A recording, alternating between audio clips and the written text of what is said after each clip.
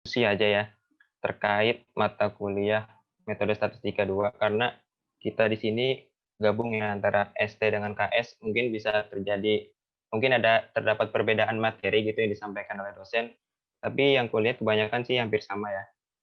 Tapi kita di sini saling sharing aja gitu. Nanti kalau misalnya ada yang penjelasanku yang kurang tepat mungkin bisa dikoreksi. Oke, aku izin share screen ya.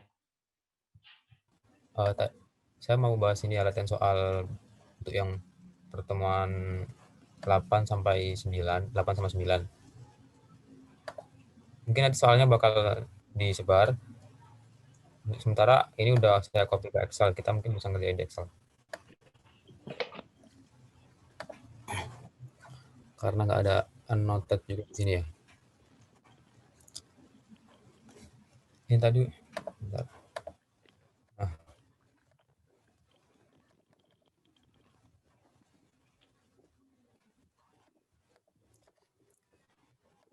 nih.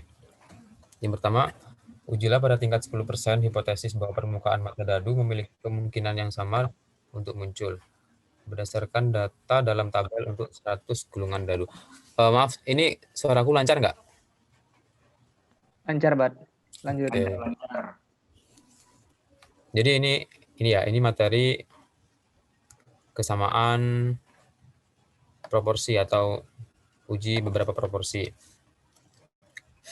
Dari ini nilai observasinya, dari percobaannya, kita disuruh menguji apa kemungkinan yang sama untuk muncul. Jadi hipotesisnya kita berharap bahwa benar adanya tiap permukaan itu memiliki peluang yang sama untuk muncul. H0-nya berarti P1 sama dengan P2 sama dengan P3 sampai dengan P6.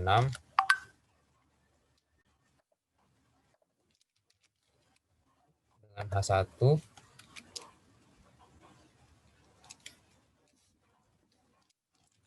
ada salah satu yang tidak sama.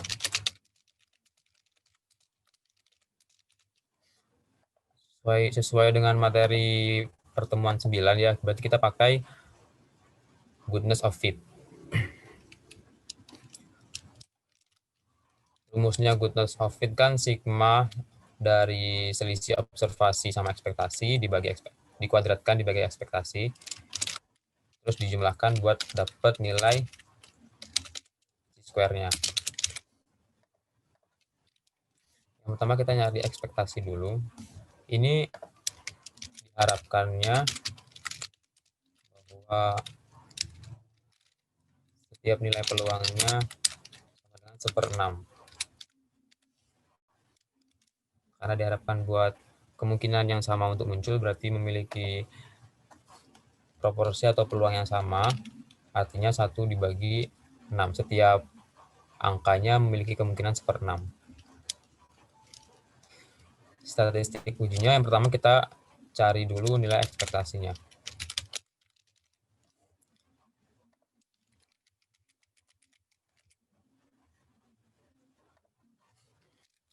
Nilai ekspektasi atau bisa dicari dengan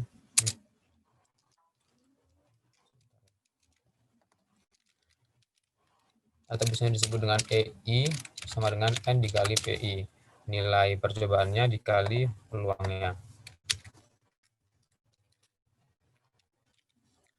N-nya di sini 100 kali percobaan dikali dengan peluang masing-masing yang diharapkan itu 1/6. Sama semua.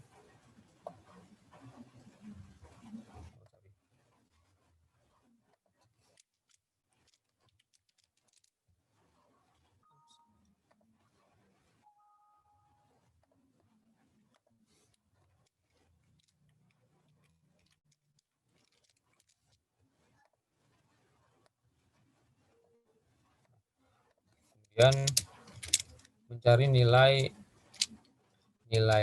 selisih nilai observasi dikurangi dengan ekspektasinya, dikuadratkan, dibagi dengan nilai ekspektasinya. Sama dengan Pasti dikurangi dengan ekspektasi kuadrat dibagi dengan ekspektasi.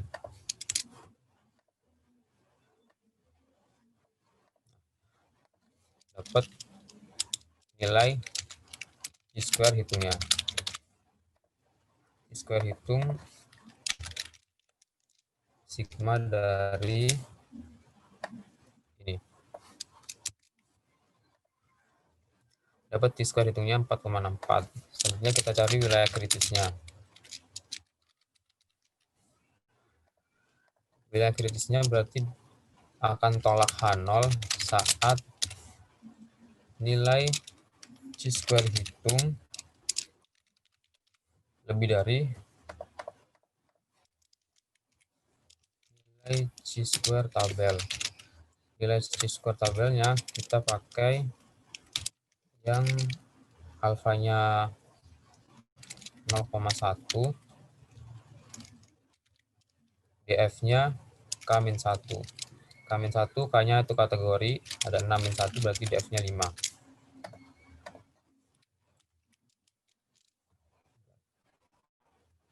Cek di tabel.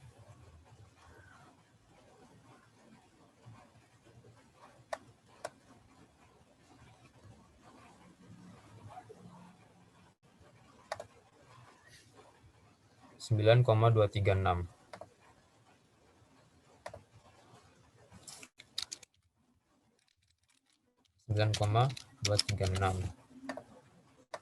Jadi keputusannya karena nilai chi-square hitungnya 4,64, nilai chi-square tabelnya 9,36, artinya chi hitung kurang dari chi tabel, berarti dia gagal tolak H0.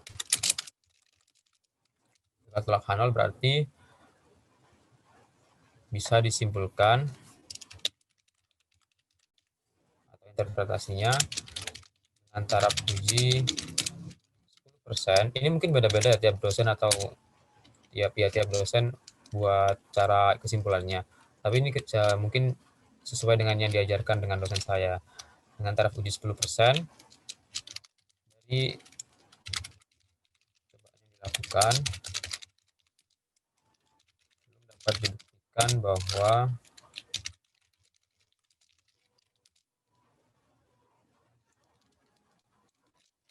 kemungkinan angka untuk muncul tidak sama atau berbeda. Karena dia gagal tolak H0 kan berarti dia terima H0, artinya peluang 1 sampai 6 untuk muncul itu sama. Ya, kurang lebih seperti itu. Terus yang nomor selanjutnya, ada sebuah soal nih, komunitas tertentu memiliki populasi 72% non-Hispanik berkulit putih, 22% Afrika Amerika, dan 6% Hispanik. Kepolisian beranggotakan 40 orang, termasuk 34 perwira kulit putih, 4 perwira Afrika Amerika. Ya, gunakan uji chi-square pada tingkat 5% untuk melihat apakah komposisi pasukan konsisten dengan model perekrutan acak. Jadi ini juga pakai uji goodness of fit, artinya apakah proporsi anggota yang ada di kepolisian itu sudah sesuai dengan proporsi etnis yang ada di komunitas.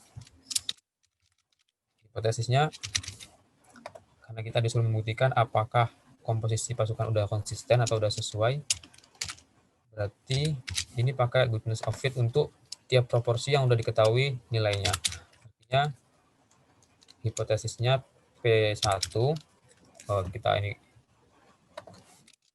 bikin tabel dulu ya mungkin. Yang berkulit putih, yang Asia, Afrika Amerika, sama yang Hispanik.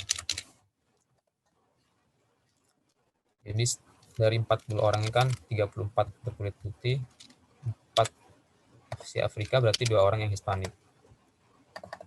Nah, diharapkan proporsi yang dilakukan, proporsi anggota kepolisian itu sudah sesuai dengan proporsi etnis yang ada di komunitas.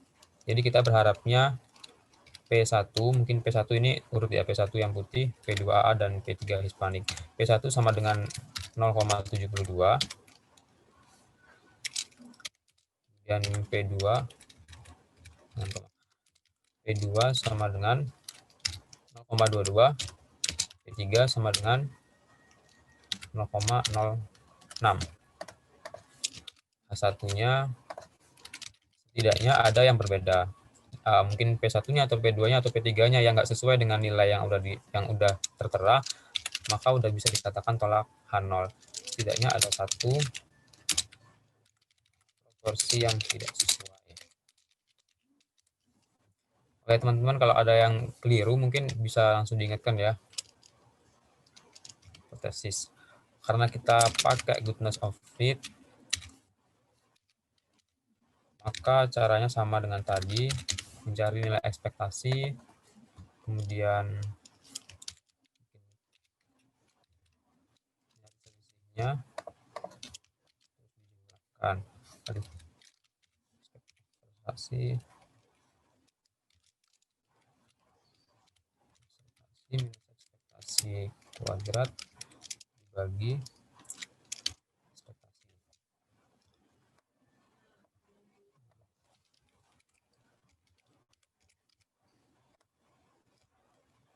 Nah, nilai ekspektasinya karena NP, ekspektasi kan berarti jumlah tadi ya, jumlah usaha dikali peluangnya. Peluang yang diharapkan peluang populasi yang sebenarnya. Nilai usaha jumlah usahanya 40 dari jumlah, atau bisa dikatakan dengan jumlah sampelnya 40 dikali dengan P, PI-nya, P populasi yang diharapkan 0,72.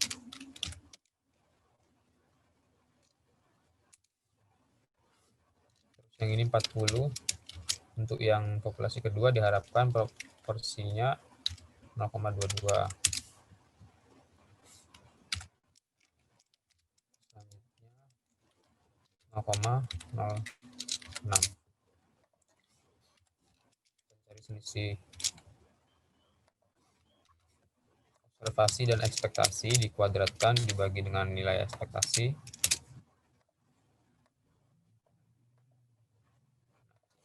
Dapat chi-square, hitungnya sigma dari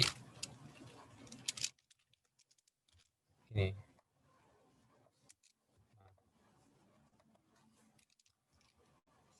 Selanjutnya kita mencari wilayah kritis.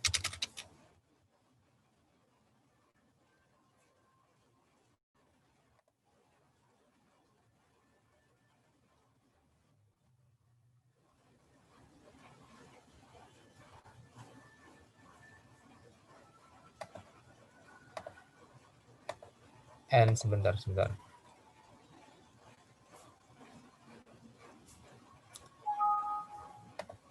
Iya, ini. N di mana nih? Iya, N di sini N-nya sama semua. Ini kan N-nya, ini kan kita melakukan usaha 40 kali ya. Dari analoginya kita melakukan usaha 40 kali, dari 40 usaha itu ada 3 kemungkinan. Apakah dapat kulit putih, Afrika Amerika, atau Hispanik. Ada 3 proporsi, jadi kan ekspektasi kan nilai usahanya dikali peluangnya atau proporsinya. Yang kita harapkan ekspektasi kita itu peluangnya sesuai dengan peluang atau proporsi yang ada di populasi yang ini. Jadi nilai ekspektasinya 40 dikali peluang yang ini. N-nya sama, karena dia dalam satu percobaan yang sama. Terus wilayah kritisnya kita bakal tolak H0 saat sama ya, nggak usah ditulis, saat C hitungnya lebih dari C tabel. Nilai C tabelnya kita pakai yang taraf uji 0,05, derajat bebasnya K-1, kategorinya -1, 3 -1, 2. Cek tabel ini dulu. 0,052, 5,99. Ini benar ya, 5,99.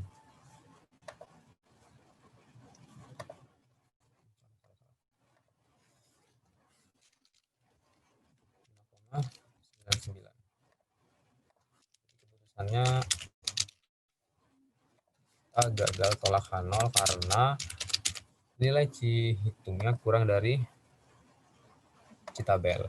Kemudian di sini ada perintah berikan interval nilai P untuk hasil kalian. Ini nilai maksudnya p-value kita ya. Jadi interval nilai p-value-nya bisa dilihat di tabel chi-square untuk derajat bebas sama dengan 2.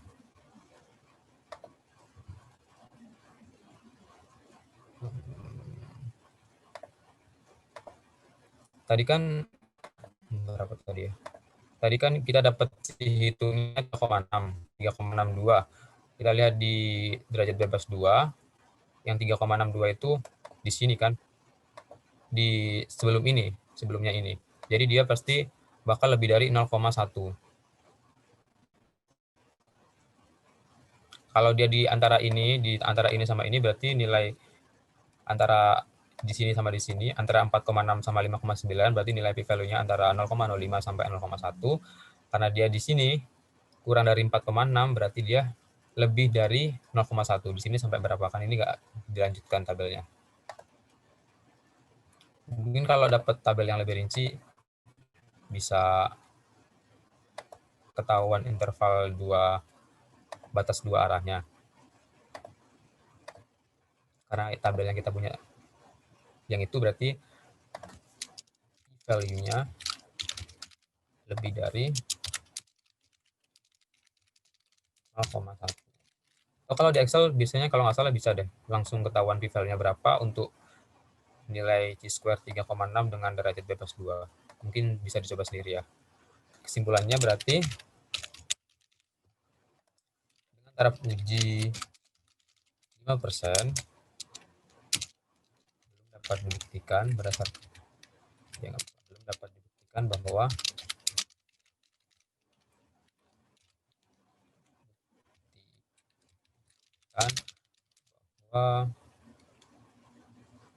komposisi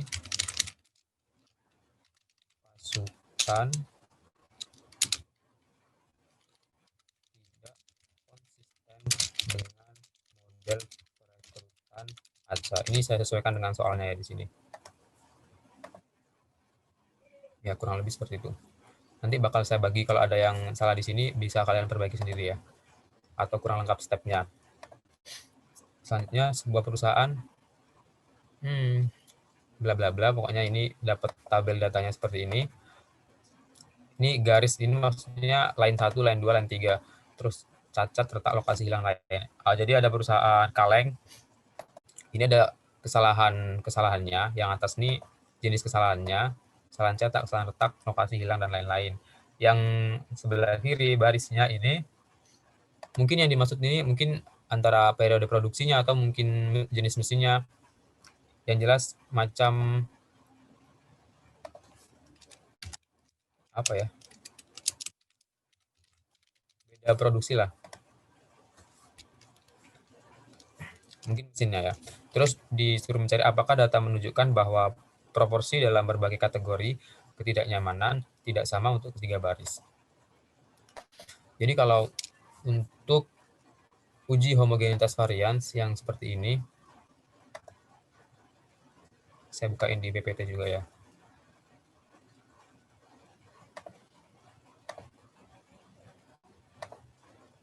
Berarti kan H0-nya ada banyak.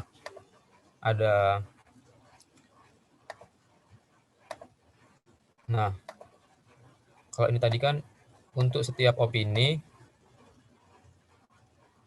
bahwa untuk setiap opini proporsi di Demokrat, Republik, dan Independen ini dari data ini itu sama kan hipotesisnya. Jadi hipotesisnya ada yang 1, 1, 1, 2, 1, 3. Jadi for yang Demokrat itu sama dengan for yang Republik, sama dengan for yang Independen. Soalnya opini setiap jenis politik. Di sini soal kita kategori setiap line. Kategori setiap line berarti hipotesis H0-nya P untuk kategori cacat 1 sama dengan P kategori cacat 2 sama dengan P kategori ya benar kategori cacat. Permisi, ini ketutupan kayak Ya. hitam gitu. Oh ya, sorry maaf.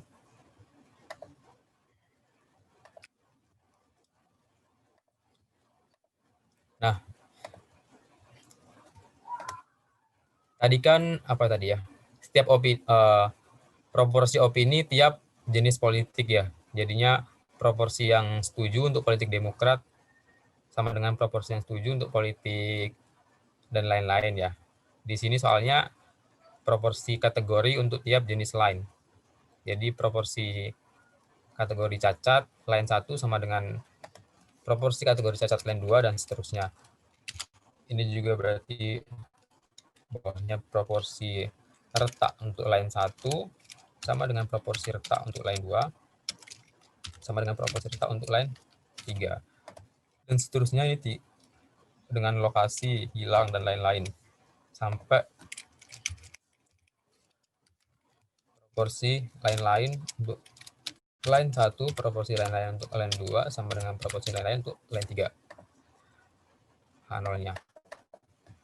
Untuk H1-nya sama dengan biasanya, setidaknya ada satu proporsi yang berbeda atau tidak memenuhi H1.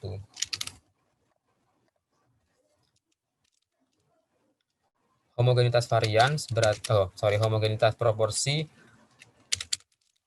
sama, kita tetap pakai statistik UJ. Pakai goodness of fit. Jadi nyari nilai observasinya, terus nyari nilai ekspektasinya.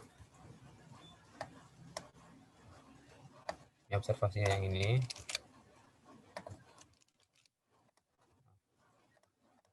Terus nyari nilai ekspektasi. Ya aja lah. Nah, kalau di sini nilai ekspektasinya itu bisa ya kalian pasti tahu ya cara atau salah satu caranya kita jumlahkan baris dan kolomnya.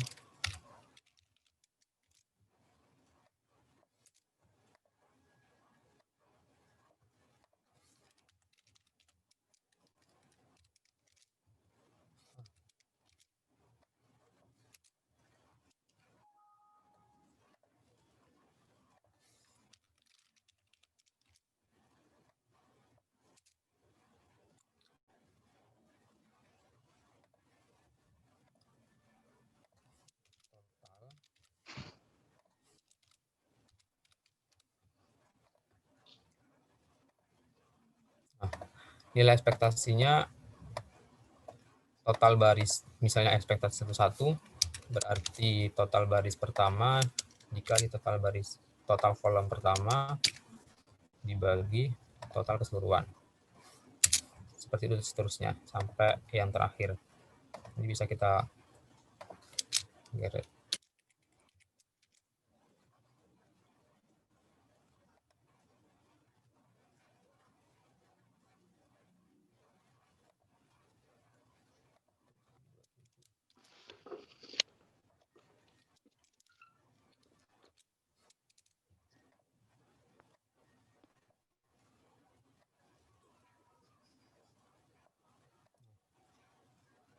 Selanjutnya nyari nilai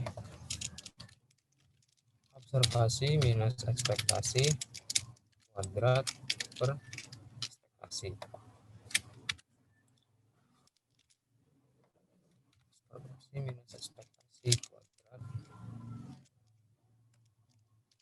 per ekspektasi.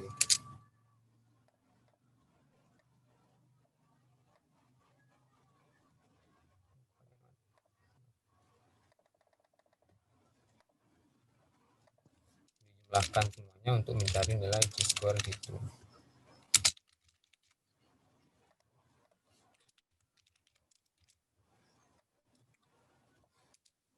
Dapat nilai chi-square hitungnya 14,15.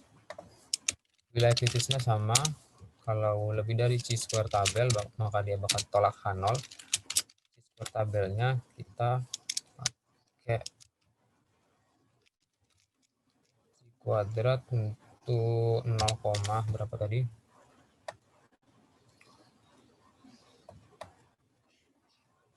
Oh, di sini nggak di ini.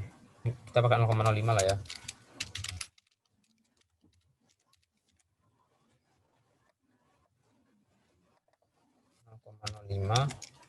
Derajat bebasnya seperti yang tadi dijelaskan Adam, bisa dibilang kolom minus 1 dikali baris minus 1. Kolomnya ada 5 minus 1, 4 barisnya ada 3 minus 1, 2, 4 kali 2 jadi 8. Dapat nilai chi-square tabel 0,05 untuk derajat bebas 8. Hasilnya maksudnya chi tabelnya 0,05 derajat bebas 8, 15,5.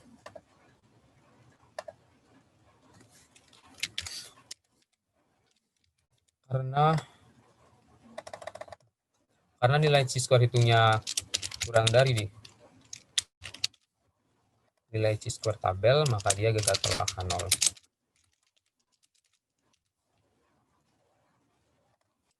Kesimpulannya,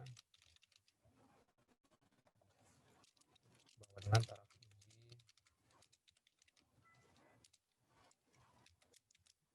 5%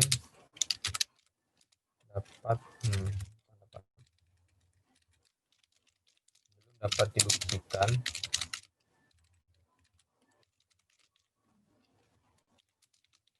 bahwa proporsi jenis kerusakan tiap nilai adalah berbeda. Ya, kurang lebih seperti itu. Next, soal selanjutnya. Ini soal dengan sampel 1, N1 sama dengan 11, S1 sama dengan 18, sampel 2, N2 sama dengan 21, S2 sama dengan 36, dengan asumsi normalitas, uji hipotesis persamaan varians. Berarti menguji kesamaan dua varians. Hipotesisnya H0 var1 sama dengan var2. Satunya dengan alternatif dua sisi, berarti var1 tidak sama dengan var2. Statistik ujinya berarti pakai Fisher ya. Perbedaan dua uji dua varian, statistik ujinya pakai Fisher. F-nya sama dengan S1 kuadrat atau ya S1 kuadrat dibagi S2 kuadrat. Jadi sama dengan S1-nya 18 kuadrat dibagi 36 kuadrat 0,25. Kemudian nilai F tabelnya sebentar, nggak ada nilai atau wilayah kritisnya, karena dia dua sisi, dia bakal tolak H0 saat kurang dari F. Sebenarnya aku sendiri kadang bingung-bingung ya, ini yang batas bawah yang mana, batas atas yang mana. Pokoknya yang kecil berarti dia batas bawahnya, yang besar dia batas atasnya. Untuk F-nya untuk dua sisi ada dua. Yang pertama alfanya 0,05 dengan derajat bebasnya V1 V2. V1 V2-nya disesuaikan dengan urutan saat menghitung F ini. Karena kita S1-nya pakai yang 18, berarti V1-nya 10,35 ya. Batas satunya H1 minus alfa atau 0,95. Untuk derajat bebasnya sama 10,35.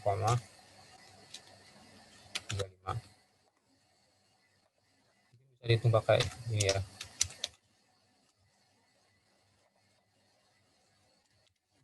Lima 10,35 sama sorry 0,95 untuk derajat bebasnya 10,35 juga. 0,95 10,35. Berarti yang ini batas atas, artinya dia bakal tolak H0 saat melebihi batas atas atau tolak H0 saat kurang dari batas bawah. Nah, karena nilai F hitung kita 0,025, berarti keputusannya tolak H0 karena dia masuk ke yang ini, dia kurang dari 0,037. Kesimpulannya, dengan taraf uji 5% dapat dibuktikan bahwa varian populasi 1 dan 2 tidak sama. Izin, Ah, itu bukannya derajat keduanya 20 ya? N2-nya kan 20. oh iya, sorry. Iya, benar-benar saya lihat. Ya, Oke. makasih ya. Ya, ini 20 ya. Ini 36 ininya dong. 36 ininya. S-nya.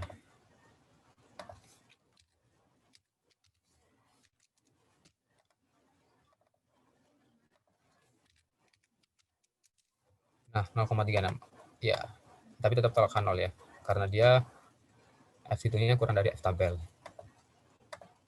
Soal terakhir, seorang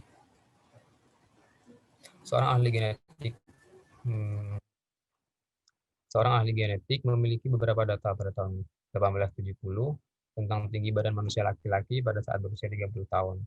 Simpangan baku dari ketinggiannya adalah 3 inci. Artinya variansinya 9 inci. Salah satu implikasi dari teori ahli genetika adalah bahwa varians dari distribusi tinggi badan manusia laki-laki 30 tahun pada tahun 1970 10% lebih kecil dari ini. Dari sampel ukuran 40 N sama dengan 41, ahli genetik menemukan jadi intinya kita ini ya uji hipotesis, uji varian satu populasi. Kita menguji apakah benar variansinya adalah 8,1 kan yang diharapkan variansinya 8,1 sesuai dengan teorinya kan 10% lebih kecil dari 9. Nya var 0 mungkin var 0 kali ya. Sigma 0 biasanya kalau sigma kuadrat 0 ditulis saja var 0 sama dengan 8,1.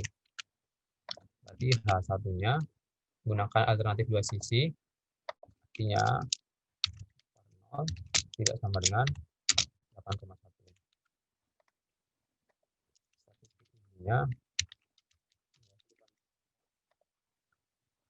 Statistik ujinya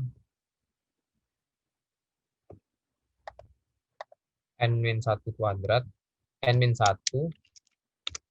kalau nggak salah ya ini N-1 dikali S kuadrat per sigma atau var 0. Jadi N-nya, sebentar aku lihat ya, memastikan dulu.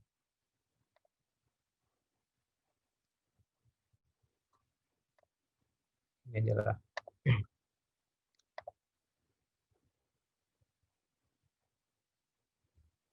Oh iya benar.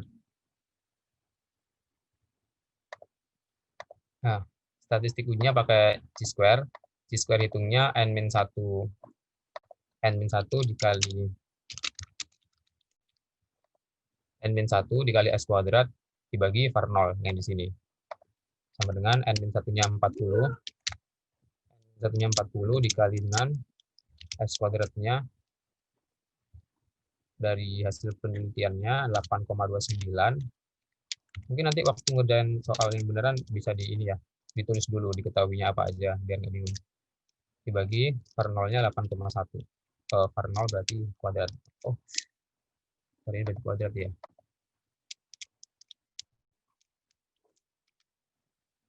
N min 1-nya 40, S kuadratnya 8,9 kuadrat, per nolnya 8,1 kuadrat. Dapat 41,89. Nilai wilayah kritisnya bakal tolak H0 saat dia kurang dari C square hitung 0, aku nggak tahu juga nih, kurang dari lebih darinya. Yang penting dia lebih kecil sama lebih besar. Sebentar. 1% ya ini. Berarti 0,05 sama 0,05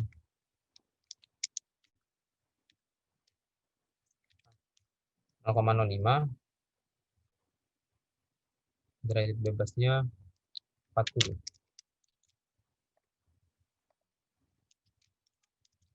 sama 0,95.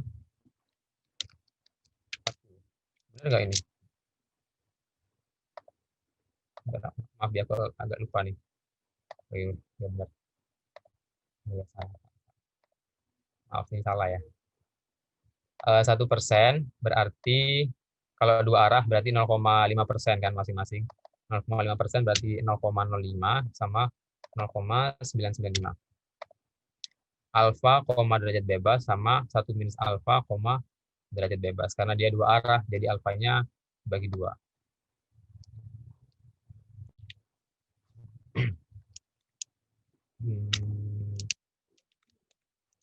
Biasanya kan ini nggak tersedia ya yang 0,095 kayak gini di tabel.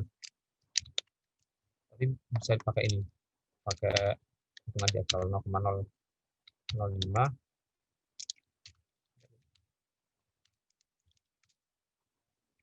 sama 0,995.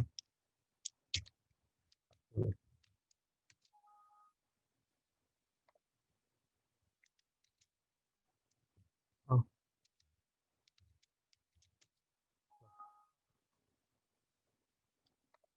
Oh, sorry.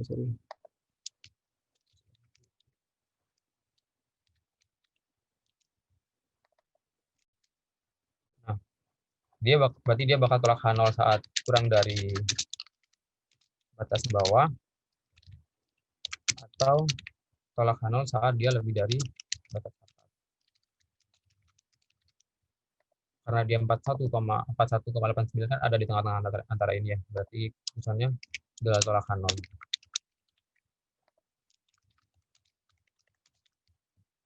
Dapat disimpulkan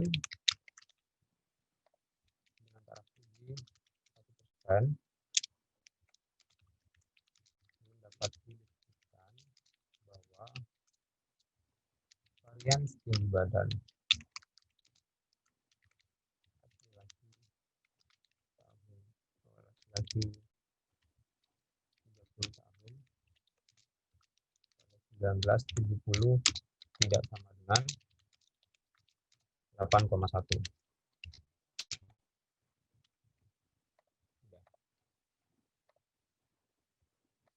Udah, kurang lebih seperti itu ya yang bakal saya bahas dari pertemuan 8 sampai sama pertemuan 9. Dari uji varian satu populasi, dua populasi, proporsi dua populasi, sama proporsi lebih dari dua populasi atau banyak populasi. Untuk yang ini kan tadi kan saya nggak menyediakan ini ya, soal-soal untuk yang independensi sama udah yang independen ya. Itu mungkin kalian bisa ngerjain sendiri ya, pakai data yang ini kalian cek apakah benar jenis cacatnya berkaitan dengan garis alasan garisnya atau lainnya. Bedanya nanti bakal dihipotesis sama di keputusan dan kesimpulannya. Kurang lebih seperti itu. Baik, saya kembalikan ke Adam untuk melanjutkan soal yang lainnya. Terima kasih. Maaf kalau ada banyak kurangnya ya. Nanti bakal saya bagikan ini. Oke, terima kasih, Bat. Saya izin share screen lagi ya.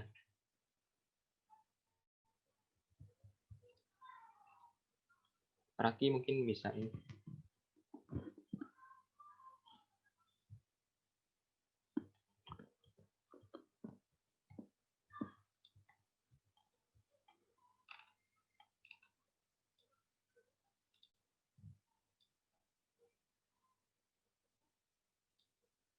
Udah Dan, langsung aja. Oke.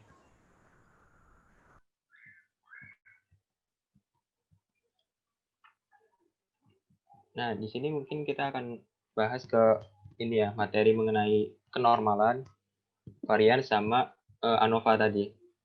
Aku cuma bawa 2 soal aja sih, mungkin insya Allah cukup. Soal yang pertama, ada 3 resep roti dibandingkan dengan kepadatan roti. 5 roti akan dipanggang menggunakan setiap resep. Dengan data berikut tunjukkan bahwa data kepadatan roti ini menyebar normal. Nah, tadi kan udah dijelaskan bahwa dalam uji kenormalan gitu kita punya beberapa metode ya. Namun kita harus sesuaikan juga dengan data yang ada. Misalnya dari sini kita ada 3 kelompok atau di sini resep yang terdiri masing-masing itu 5 sampel, sehingga totalnya ada 15 sampel. Nah, kalau kita menggunakan goodness of fit tadi, nggak mungkin karena salah satu syaratnya itu sampelnya cukup besar, lebih besar dari 30. Sehingga untuk di sini kita bisa menggunakan uji Lilliefors, di mana sampelnya lebih kecil dari 30. Nah, dalam uji Lilliefors ini, pertama kita tentuin hipotesisnya dulu. Sama kayak itu, hipotesis H0-nya. Nah, kita lihat variabel apa sih yang akan diukur. Oh, ternyata dari data ini mengenai kepadatan roti. Gitu. Berarti hipotesis 0-nya ada kepadatan roti dari suatu populasi itu menyebar normal. Nah, hipotesis alternatifnya tinggal lawannya aja, kepadatan roti dari suatu populasi tidak menyebar normal. Nah, habis nentuin hipotesis, kita langsung menggunakan wilayah kritisnya. Wilayah kritis. Nah, wilayah kritis ini tolak H0 jika L-nya ini atau L hitung dia lebih besar daripada L table. Tulis L table aja ya. L table. Nah, di mana L table-nya ini itu sama dengan tadi L alpha, N. Ya, di mana N-nya ini dia masing-masing dari kelompok ini. Karena ini sampelnya sama kan 5, jadi kita menggunakan wilayah kritis yang sama. Jadi kalau dia di table Lilliefors itu didapat N5 ininya 0,05, 0,337. 0,337. Nah, habis itu kita mencari statistik ujinya. Statistik uji. Di mana statistik ujinya ini kita menggunakan L yang maksimum dari mutlak fx tadi itu dikurangi sx-nya.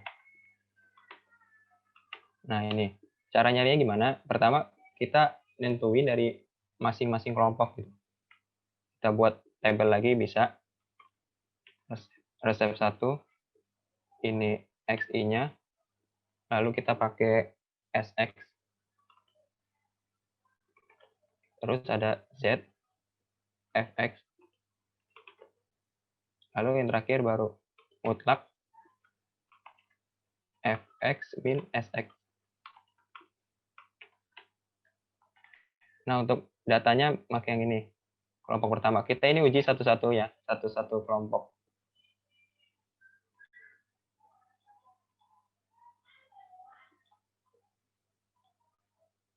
Nah, yang tadi aku jelasin SX itu apa sih? SX itu dia ini peluang dari data ini. Tapi ini harus diurutkan dulu. Ingat harus diurutkan. Jadi kita harus urut dari terkecil ke yang terbesar. Ini udah diurut. Dapat itu kan ada 5 sampel ya kan. 1, 2, 3, 4, 5. Berarti yang SX pertama 1/5. Yang kedua 2/5.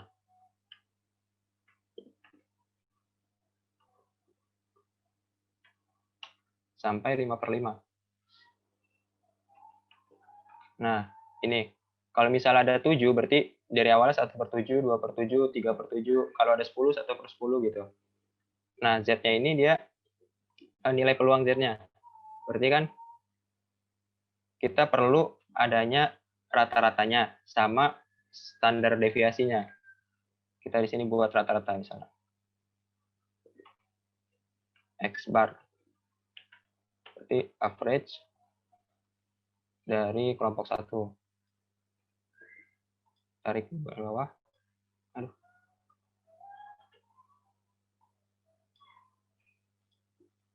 Nah, terus kita cari standar deviasinya, yaitu stat dev dari sampel.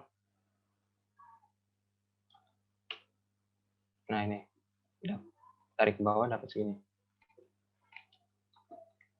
Nah, untuk Z, kan rumusnya itu XI, X amatan dikurangi X bar, dibagi standar deviasinya.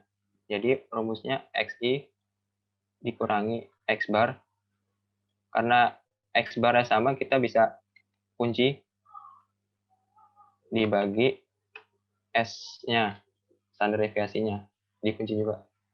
Oke, sekian. Nah, bisa tarik bawah langsung.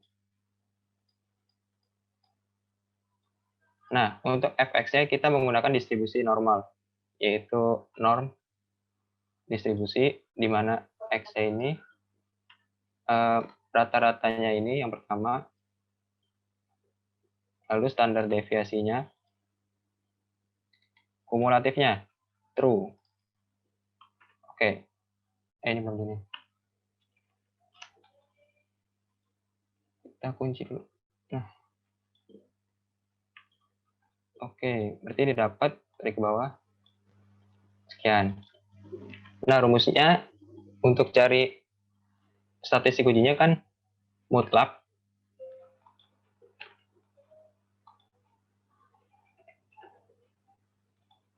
dari fx dikurangi sx.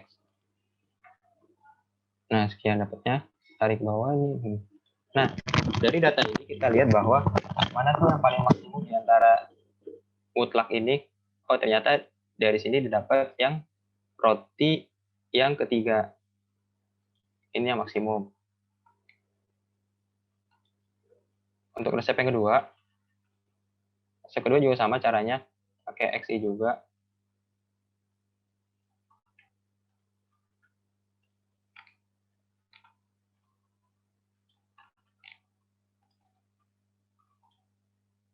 Nah, jangan lupa untuk diurutin dulu.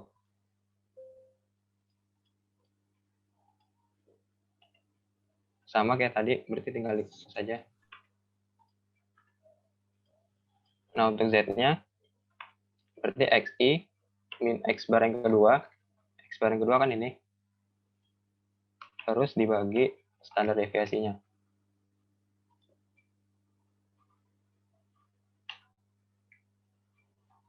Sebenarnya kalau di Excel kita langsung aja cari pakai fx, tapi kalau kita ujian kan harus lihat tabel Z kan, sehingga perlu nilai Z-nya ini. Nah, fx-nya berarti norm dari X min standar deviasinya, kumulatifnya true.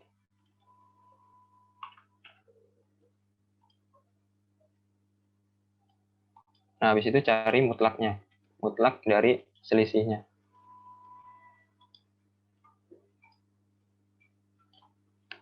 Nah, dari sini kan kita lihat bahwa yang terbesar itu ada di roti nomor 4. Ini 0,24. Jadi bisa langsung kita tandain. Nah, untuk yang ketiga,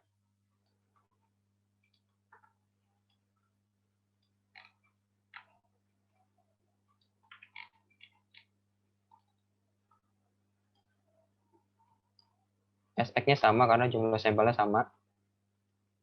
Dan Z-nya berarti Xi min X bar.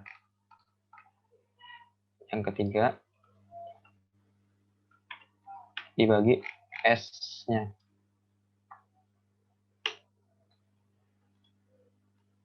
Tarik bawah dan sekian. Nah, berarti kan Fx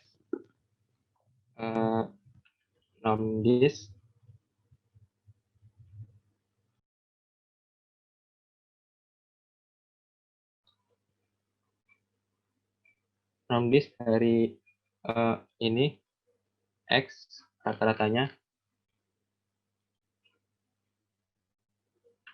sama standar deviasinya. Kumulatifnya true.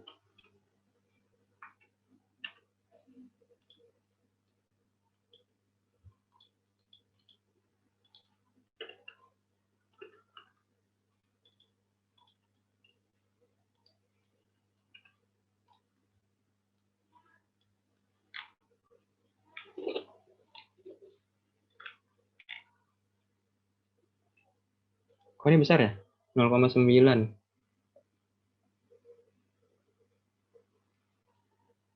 Oh iya. Nah ini aku lupa diurutin. Karena ini kan perlu diurutin dulu kan. Nah hasilnya berubah. Jadi 0,1 semua kan. Jadi yang paling besar didapat dari ini. Nah setelah kita cari statistik uji, kita buat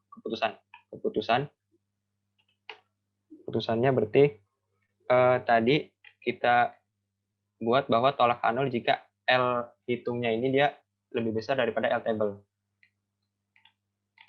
Untuk yang resep 1 itu L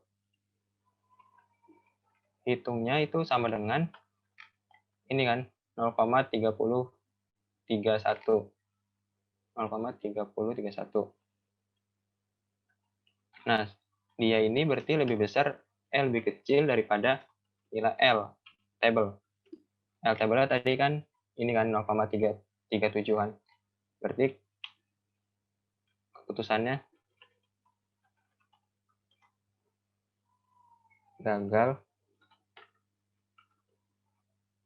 tolak K0.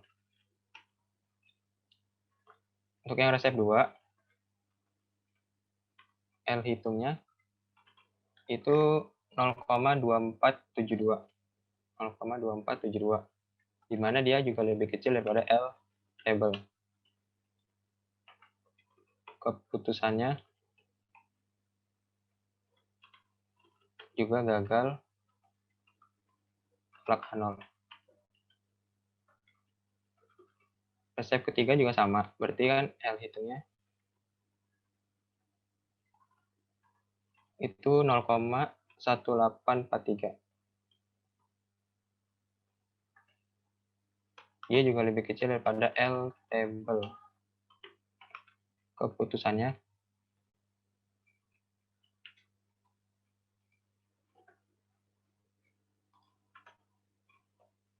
gagal tolak K0. Nah, dari keputusan ini kita bisa ambil sebuah kesimpulan bahwa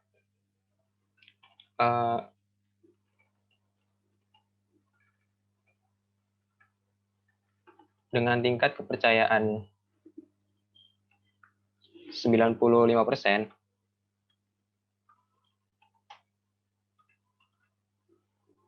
dia ini dapat menunjukkan bahwa sebaran data apa tadi? Data kepadatan roti itu mengikuti distribusi normal. Nah, jadi tadi kita menggunakan uji Lilliefors kan, karena sampel kecil, jadi menghasilkan kesimpulan bahwa dengan tingkat kepercayaan 90% dapat menunjukkan bahwa sebaran data kepadatan roti mengikuti distribusi normal. Nah, dari sini Kita bisa juga menggunakan uji Sapirowicz. Mungkin bisa dicoba pakai Sapirowicz. Uji, tapi ntar nggak keburu. Kita lanjut aja dulu deh. Dan soal nomor B, ragamnya.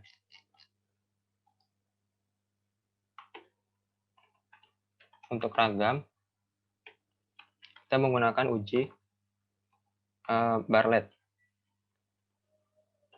Bartlett test. Tadi kan udah jelasin juga sama Ibat.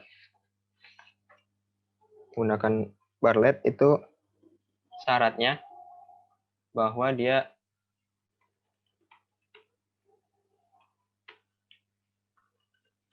data menyebar normal kan. Nah, untuk menggunakan Bartlett kita tentukan hipotesis dulu. Hipotesis untuk H0 yaitu sigma 1 sama dengan sigma 2 sama dengan sigma 3 karena ada 3 kelompok. Ini sigma kuadrat ya aturan. Sigma kuadrat. Ya sigma kuadrat tuh atas. Bisa gimana ya?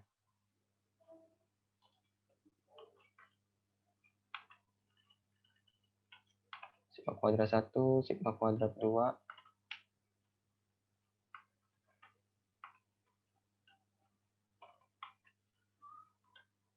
Sama dengan sigma kuadrat 3. Oke. Dan H1-nya itu minimal ada sepasang varians yang berbeda. Nah, habis itu kita nentuin wilayah kritis. Wilayah kritik. Jadi ini tolak H0 jika tadi kan kalau Bartlett kan kita menggunakan B observasi. B observasinya ini lebih kecil daripada B table.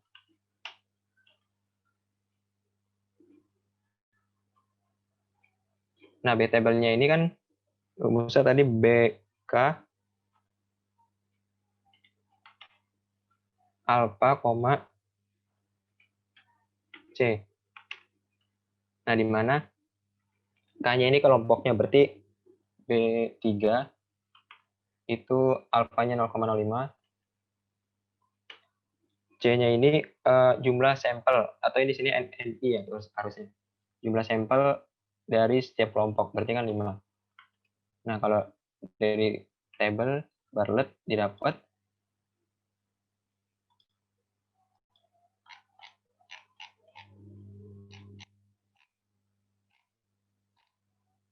itu didapat 0,5762.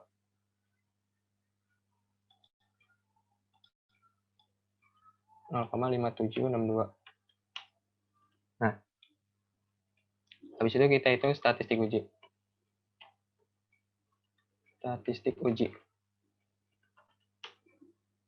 Rumusnya tadi kita perlu nyari varians dari setiap kelompok, itu udah ada ini ya. Ini bisa dihitung lagi nih. S1 itu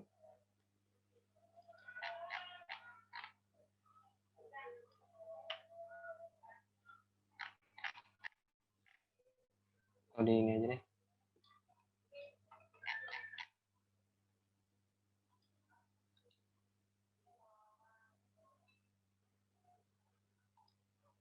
Nah, ini dari S-nya, S1, S2, S3. Nah, habis ini kan kita perlu SP, itu S gabungan. SP itu tadi rumusnya sigma dari NI-1 dikali SI kuadrat kan. Nah, karena jumlah sampel sama, jadi tinggal ini. Karena makanya SI kuadrat berarti kuadratnya ya. Kuadrat ini dikuadratkan, ini kuadratkan. Nah, SB-nya didapat itu NI-1 berarti kan 5-1 4 dikali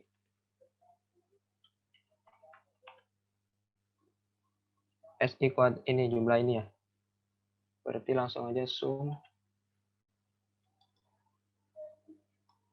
dari ini.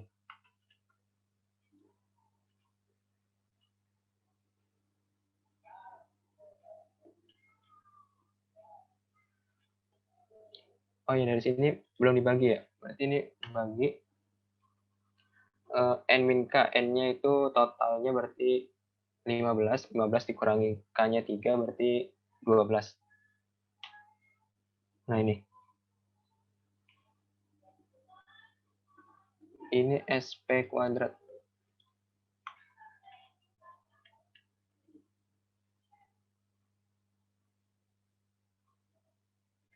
Benar nggak? Oke. Nah, berarti kan dapat B observasinya. B-nya itu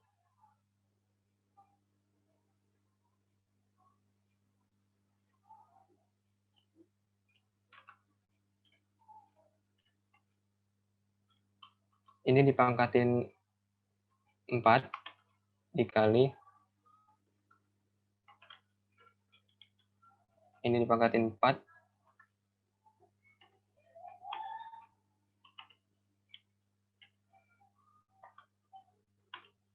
nah dari sini dipangkatkan lagi nanti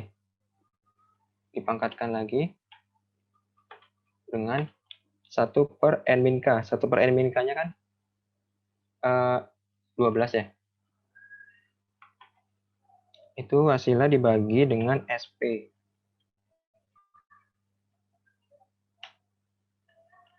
Nah ini. Berarti B-nya yang ini ya. Ini tadi hasil ininya.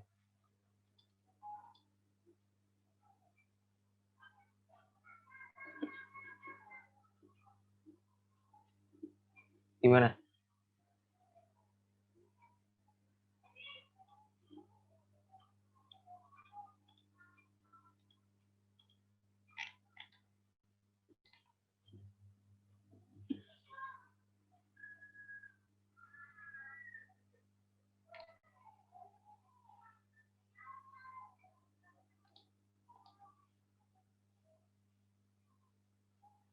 Diakarin dulu ya.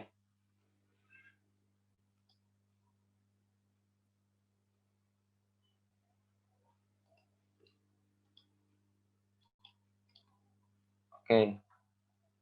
Kan dapat sekian kan. B observasi berarti keputusannya karena B observasinya ini dia lebih kecil daripada B ininya, B table, maka keputusannya tolakan 0.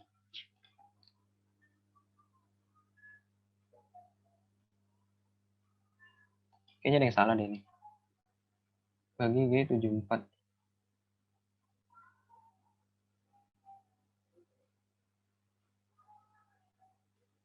Atau ininya ngaruh ya. Oh ini P pangkat 1/, astagfirullah. 1/12 dibagi ini. Nah, jadinya 3,08. Jadi 3,08. Dalam kurungnya itunya ada barang B78-nya kayaknya ada. Oh ini ya.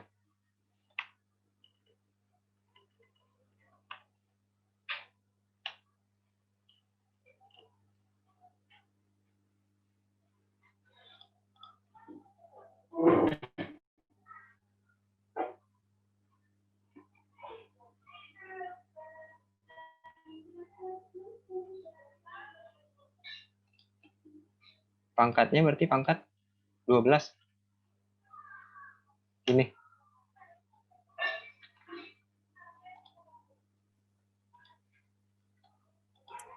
pangkat 1/12 nggak sih, Dam?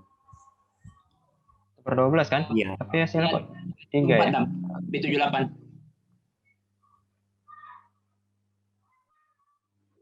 Gimana nih? Coba lihat di B78. B78. Aduh, Skip dulu. ini kan? Nah, itu pangkatnya kamu jadi bintang. Oh iya ya, astagfirullah. Kok ini kali sih? Nah, yang ini jadinya 1/12. Nah, oke, makasih. Jadi, keputusannya karena ini kan berarti lebih besar ya.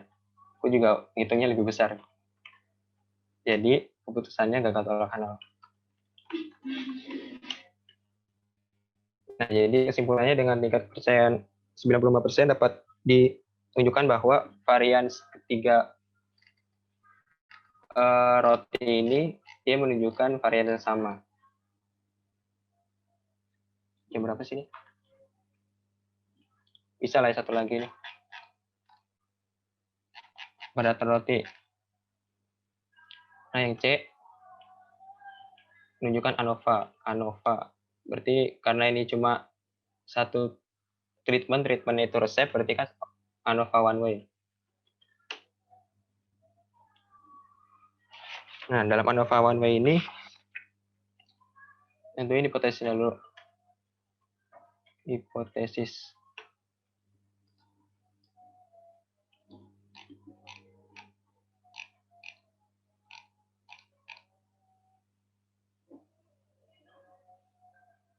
Atau aku share ini aja deh, jawabannya aja.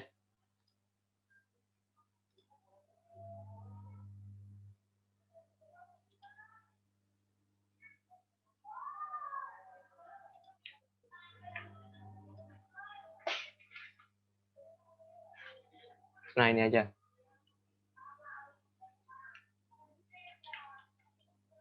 Jadi, dalam hipotesis statistiknya, kita menggunakan alpha ya. Kenapa? Karena di sini kita soalnya ini menggunakan treatment. Jadi, treatmentnya ini dari resep gitu. Kalau mu itu dia dari hasil survei. Jadi handalnya alpha 1 sama dengan alpha 2 sama dengan alpha 3 dia tidak ada treatment gitu di antara resep tersebut. Dan hasilnya setidaknya ada 1. Alfanya 0,05, derajat kebebasan satunya 2, di mana 2 ini K-1, yang keduanya DF2-nya 12, di mana 12 ini N-K. Wilayah kritisnya itu tolak kanal bila F lebih besar daripada F alpha DF1, DF2. Di sini dapat F table-nya itu 3,89, nanti bisa dicek kembali. Statistik ujinya. Nah, di sini kita menggunakan SSB, SSW, dan MSW dan NSW. SSB tadi sama kayak JKA ya, jumlah kuadrat antara, sum square between. Itu 5 dikali ininya X bar 1 dikurangi X bar total, X bar bar. Ini X bar bar ini total dari keseluruhan data tersebut dikuadratkan. Jadi hasilnya 0,086573. Kenapa ini 5-nya dikeluarin? Karena setiap sampelnya sama. SSW-nya itu dicari dari setiap datanya. Jadi data resep 1 yang pertama dikurangi X bar yang pertama, resep 1 yang kedua dikurangi X bar yang pertama gitu sampai seterusnya gitu ini terakhir. Dapatnya 0,1414.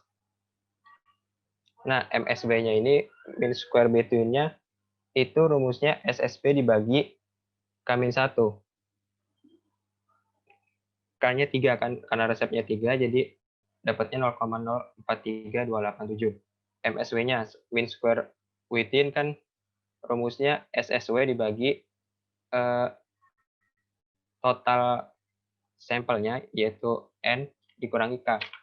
Dapatnya 0,011783. Sehingga statistik uji didapatnya 3,67355. Nah, jadi keputusannya karena F-nya ini lebih kecil daripada F-table, maka keputusannya gagal tolak nol. Kesimpulannya, dengan taraf uji 5% belum ada cukup bukti untuk menyatakan bahwa terdapat perbedaan rata-rata kepadatan roti yang signifikan pada ketiga resep tersebut. Kenapa di sini kita menggunakan taraf uji 5%? Karena di dalam Fisher ini kita di dalam uji ini kita pengennya ada pengaruh gitu dari resep tersebut. Gitu. Jadi kalau misalnya pakai tingkat signifikansi 95%, kesimpulannya jadi dengan tingkat signifikansi 95%, ternyata dia ini tidak menunjukkan perbedaan rata-rata dari ketiga resep tersebut. Ini untuk soal kedua. Mungkin waktunya udah habis kali ya. Gimana kira-kira dari pemaparan yang udah disampaikan ada pertanyaan nggak?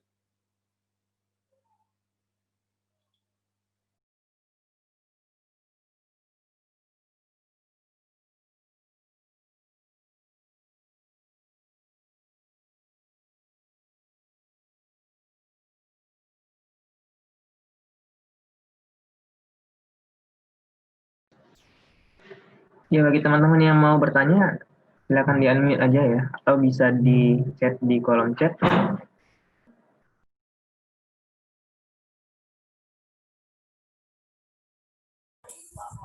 Ini tadi belum masuk gitu ya. Apa tuh ANOVA ya? Iya, karena waktunya udah mau maghrib juga sih di sini. Mungkin di wilayah Oke, timur udah.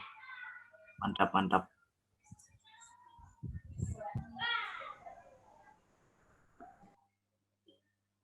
Oh ya, tadi kenapa kita nggak pakai uji dan kenama ini Tuki, karena dalam keputusannya tadi kan kita gagal tolak nol kan. Kalau misalnya keputusannya dia tolak nol, berarti kan di dalam suatu resep tadi ada perbedaan gitu.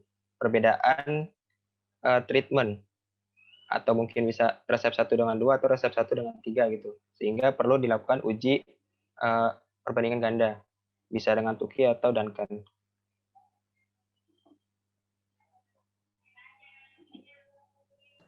Ya, ada yang mau bertanya lagi?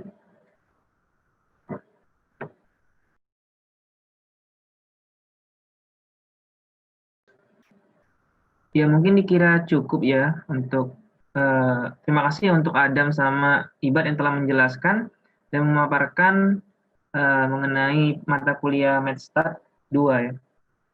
Mungkin teman-teman sudah banyak yang mengerti ya, sedikitnya pembahasan dari teman-teman akademik Angkatan 61. Semoga ilmu yang disampaikan oleh teman-teman akademik 61 bisa bermanfaat ya bagi teman-teman semua, dan semoga hasil dari MedStat 2 kita untuk UAS nanti mendapatkan hasil yang terbaik. Mungkin kita cukupkan dulu ya sampai sini, mengingat waktu Indonesia Barat mau maghrib juga. Jangan lupa absen ya pada link yang tertera. Ya, mungkin saya akhiri sampai di sini dulu. Ya, saya akhiri dengan mengucapkan Assalamualaikum warahmatullahi wabarakatuh. Selamat malam. Waalaikumsalam warahmatullahi wabarakatuh. Terima kasih semua. Terima kasih yang udah nyempatin hadir. Terima kasih Adam, Ibad.